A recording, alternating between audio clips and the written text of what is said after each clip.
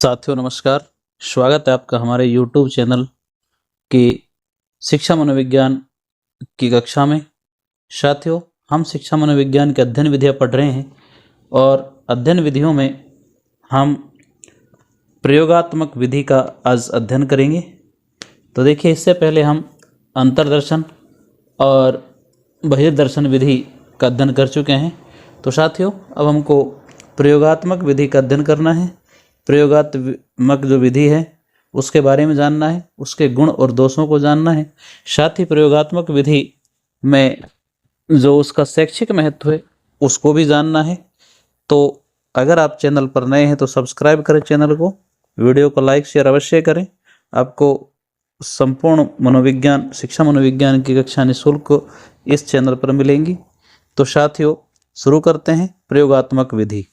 तो देखिए, प्रयोगात्मक विधि में क्या होता है कि जो समस्या है कोई, उस समस्या का जो हल है वो व्यवस्थित ढंग से प्राप्त होता है, क्योंकि इसका नाम ही प्रयोगात्मक विधि है। और प्रयोगात्मक विधि है तो इसका मतलब प्रयोग के द्वारा, अर्थात प्रयोग के द्वारा कोई निष्कर्ष निकालना, किसी समस्या का हल करना, वो क्या है? प्रयोगात्मक विधि होती है। यह अत्यंत वैज्ञानिक विधि है। क्यों? क्योंकि प्रयोग के द्वारा निष्कर्ष निकाला जाता है। वास्तविक आधार इसमें क्या करता है? कोई व्यक्ति है, वो वास्तविक आधार खोजने के लिए, कल्पना को सही सिद्ध करने के लिए, यानी वास्तविक आधार को किसी का खोजना है, कुछ कल्पनाएं करता है, फिर उन कल्पनाओं को सही सिद्ध करने के लिए उसे करके या कराकर देखता है, या फिर देखकर तथ्यों का पता लगाते हैं, जिससे वास्तविकता तक पहुंचा जा सके।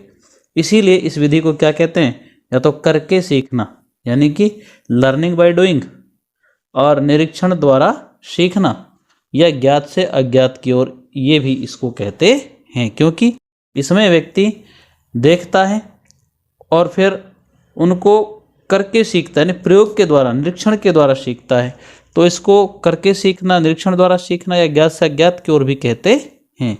प्रोफेसर यंग ने कहा है कि विचारों का पृथक्करण व सामान्यीकरण नींव नहीं है, बल्कि अंतिम उपज होती है। बहुत महत्वपूर्ण है, बहुत गहरा विचार है ये। और प्रयोगात्मक विधि में क्या होता है कि नियंत्रित वातावरण में किया गया निरीक्षण ही प्रयोग विधि कहलाता है। महत्वपूर्ण, याद रखें इसको कि प्रयोग विधि है क्या वास्तव में। तो नियंत्रित वातावरण में किया गया जो निरीक्षण है वही क्या है? प्रयोग विधि है। अब प्रयोग विधि के लिए देखो, एक तो प्रयोगशाला की आवश्यकता होती है, यानी प्रयोग कहाँ किया जाए? प्रयोगशाला में किया जाता है।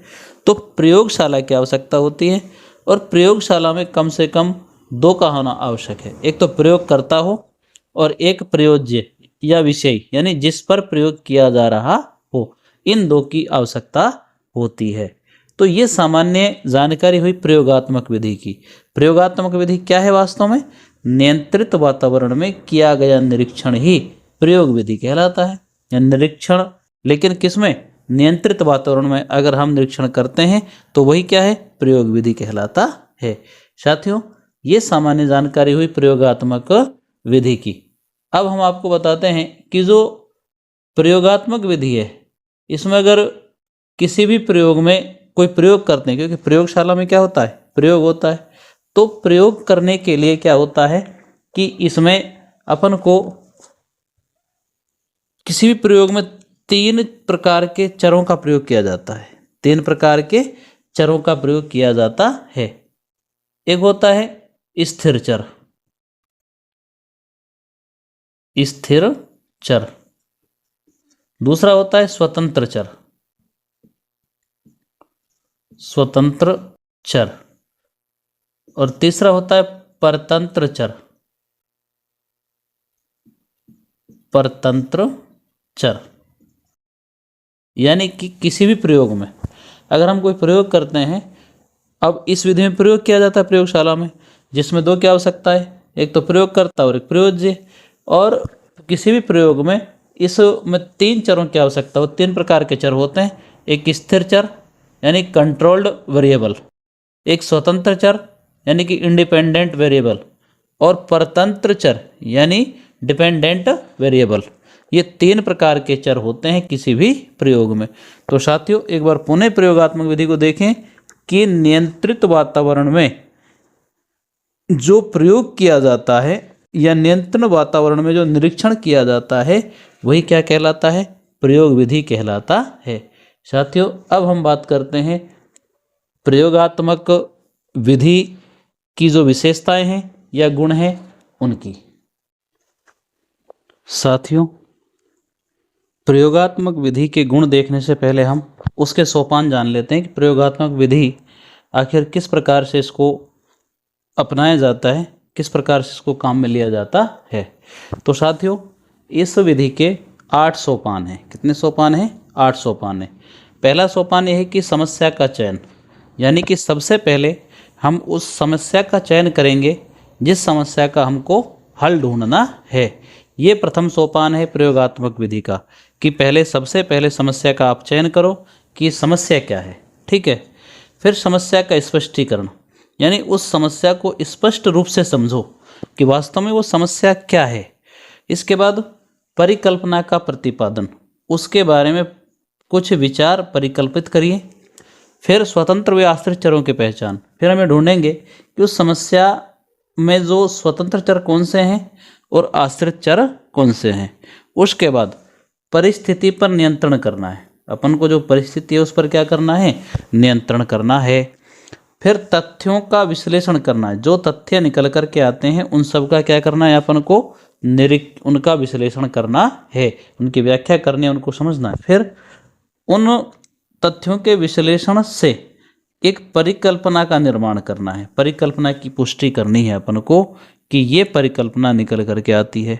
तत्पश्चात लास्ट में परिणामों की विवेचना करनी है कि जो परिणाम निकल कर आए हैं उनकी विवेचना करो, उनकी जांच पड़ताल करो। तो ये प्रयोगात्मक विधि के क्या होते हैं, सोपान होते हैं। यानी कि इन जो स्टेज है, ये जो क्रमश है, इन सभी सोपानों को अपनाकर प्रयोगात्मक विधि काम में ली जाती है। तो ये प्रयोगात्मक विधि के 8 सोपान होते हैं। अब हम बात करते हैं प्रयोगात्मक विधि के गुणों की। साथियों प्रयोगात्मक विधि के गुण और विशेषताएं कुछ इस प्रकार हैं। सबसे पहले तो ये जो विधि है ये कल्पना पर आधारित नहीं है, यानी कि ये काम करके परिणाम प्राप्त करती है, अर्थात केवल कल्पना मात्र नहीं है या कल्पना पर आधारित नहीं है, बल्कि इसमें करके परिणाम प्राप्त किया जाता है, यानी करके देखा जाता है, प्रयोग करके परिणाम प्राप्त किए जाते हैं। तो इसलिए ये विधि ऐसी है जो कि कल्पना पर आधारित तो बिल्कुल भी नहीं है। ये विधि निष्पक्ष व पक्षपात रहित होती है। ये विधि कैसे होती है, निष्पक्ष व पक्षपात रहित। क्यों? क्योंकि इसमें तो प्रयोग के आधार पर निष्कर्ष निकाला जाता है। अब प्रयोग के आधार पर निष्कर्ष निकाला जाएगा तो उसमें पक्षपात या पक्षपात की तो संभावना ही नहीं होती है। सभी विषयों का ज्ञान प्राप्त किया जाता है। इस विधि के द्वारा सभी विषयों का जो ज्ञान है वो प्राप्त किया जा सकता है, यानी कोई सा विषय हो किसी के बारे में भी इससे ज्ञान प्राप्त किया जा सकता है।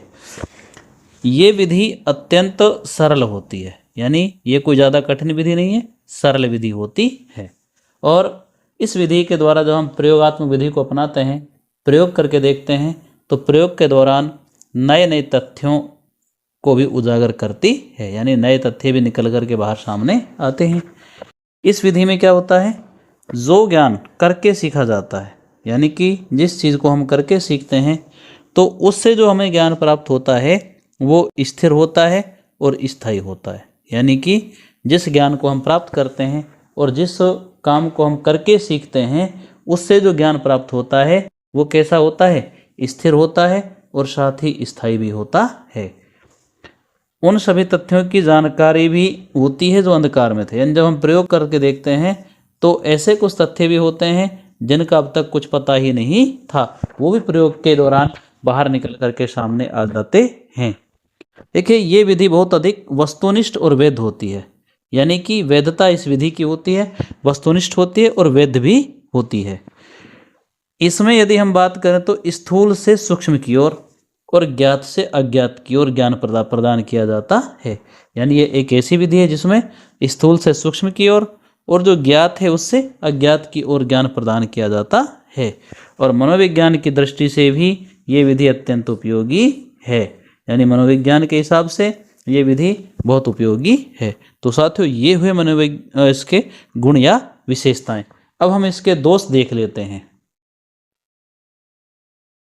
साथियों प्रयोगात्मक विधि की यदि दोष या कमियों की हम बात करें तो सबसे पहले तो इसकी कमी यह है कि इसके द्वारा जो प्रयोग के द्वारा विज्ञान के जो सिद्धांत हैं उनकी खोज करना कोई आसान काम नहीं होता है।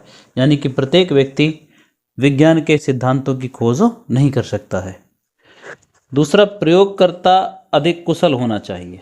यानी कि जब कोई प्रयोग कर रहा है जो व्यक्ति, वो कैसा होना चाहिए? बहुत अधिक कुशल होना चाहिए। और हर व्यक्ति प्रयोग में कुशल हो ऐसा संभव नहीं है।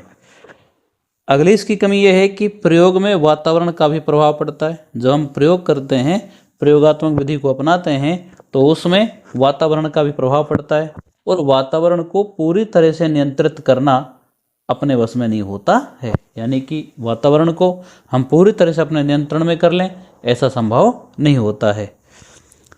इसकी ये कमी भी है कि सभी जो पाठ्यक्रम है वो इसके द्वारा नहीं पढ़ाया जा सकता। यानी कि केवल प्रयोग पर आधारित जो पाठ्यक्रम है वो ही इसके द्वारा पढ़ाया जा सकता है। सभी पाठ्यक्रम इस विधि के द्वारा नहीं पढ़ाया जा सकता है। और सबसे मुख्य कमी इसकी ये भी है कि उपकरण पर अधिक व्यय होता है। भाई प्रयोगशाला में प्रयोग किया जाता है और प्रयोगशाला में उपकरणों की आवश्यकता होती है और उपकरण खरीदने के लिए पैसे की आवश्यकता होती है। तो इस विधि में उपकरणों पर अधिक व्यय होता है और हर विद्यालय में उपकरण उपलब्ध होना आसान काम नहीं होता है। यानी कि प्रत्येक विद्यालय में उपकरण उपलब्ध हो जाएं ऐसा संभव नहीं है। और सभी विद्यार्थियों के लिए ये विधि उपयोगी नहीं है। क्यों? क्योंकि प्रत्येक विद्यार्थी जो होता है उसमें व्यक्तिगत विभिन्नताओं के आधार पर वो अलग अलग होता है। तो सबको हम प्रयोगात्मक विधि से ही अध्यापन नहीं करा सकते हैं। तो इस विधि के ये कुछ एक दोष हैं, इसकी कुछ कमियां हैं। साथियों अब हम आगे बताते हैं कि प्रयोगात्मक जो विधि है उसका शैक्षिक महत्व क्या है। साथियों प्रयोगात्मक विधि के यदि हम शैक्षिक महत्व की बात करें तो इसका शैक्षिक महत्व कुछ ज़्यादा है। क्योंकि इस विधि से जो ज्ञान प्राप्त होता है वो कैसा होता है? स्थायी और स्थिर होता है। यानी कि हम जो प्रयोग के आधार पर जो ज्ञान प्राप्त करते हैं वो कैसा हो जाता है? स्थायी हो जाता है। जो बालक है वो इसमें स्वयं करके सीखता है। यानी कि उस बालक को करके सीखने का अवसर मिलता है, जिसके कारण उसका क्या हो जाता है? ज्ञान जो है वो स्थिर और स्थायी होता है। इस विधि द्वारा जो प्राप्त ज्ञान होता है उससे बालक की जो जिज्ञासा है ना वो समाप्त हो जाती है। बालक की जिज्ञासा समाप्त कैसे होती है? कि जो चीज़ों के बारे में उसने अब तक जिन बातों को उन्होंने केवल सुना था, अब वो उनको करके देखता है और प्रयोग करके देखता है, उनसे रिजल्ट निकालता है, उनसे परिणाम प्राप्त करता है। तो इस प्रकार से बालक की जो जिज्ञासा होती है वो क्या हो जाती है? समाप्त हो जाती है। अध्यापक और विद्यार्थी के जो संबंध होते हैं वो मधुर बन जाते हैं। क्यों? क्योंकि प्रयोगात्मक विधि में अध्यापक और विद्यार्थी जो हैं जब प्रयोग करते हैं तो एक साथ रहते हैं और आपस में उनको बातचीत करने का अधिक अवसर मिलता है। तो इससे विद्यार्थी और अध्यापक जो हैं यानी शिक्षक शिक्षार्थी के जो संबंध हैं वो मधुर बन जाते हैं। विद्यार्थियों में तर्कशीलता का विकास होता है। यानी कि प्रयोग जब बालक करता है, जब किसी काम को करके सीखता है तो उसमें तर्क क्षमता होती है, जो तर्क करने की जो क्षमता होती है वो अधिक विकसित हो जाती है। और तर्क की क्षमता अधिक विकसित होगी तो बालक का विकास भी अधिक होगा। इस विधि में केवल छात्र ही नहीं अपितु अध्यापकों के ज्ञान में भी वृद्धि होती है। क्यों? क्योंकि छात्रों को तो ज्ञान मिलता ही मिलता है, उनके ज्ञान में तो वृद्धि होती है। अध्यापक भी जब वो प्रयोग करते हैं तो फिर उस समय उस प्रयोग के दौरान कुछ नई बातें, नए तथ्य निकल करके सामने आते हैं जो अध्यापक को भी नहीं पता होता है अब तक, लेकिन उस प्रयोग के दौरान वो भी उनको सीख जाता है। तो इस प्रकार से छात्र और अध्यापकों के ज्ञान में वृद्धि होती है। और इस विधि के द्वारा सहयोग की भावना विकसित होती है। क्यों? क्योंकि प्रयोग करते समय एक दूसरे का सहयोग लेना पड़ता है, तो सहयोग की भावना का विकास होता है। तो साथियों, ये थी प्रयोगात्मक विधि और आज की कक्षा में हम इतना ही पढ़ेंगे। चैनल को जरूर सब्सक्राइब करिएगा, वीडियो को लाइक शेयर करो। साथियों, मिलते हैं आपसे अगली कक्षा में और अगली कक्षा में हम विकासात्मक विधि के बारे में अध्ययन करेंगे। तो तब तक के लिए जय हिंद, जय भारत।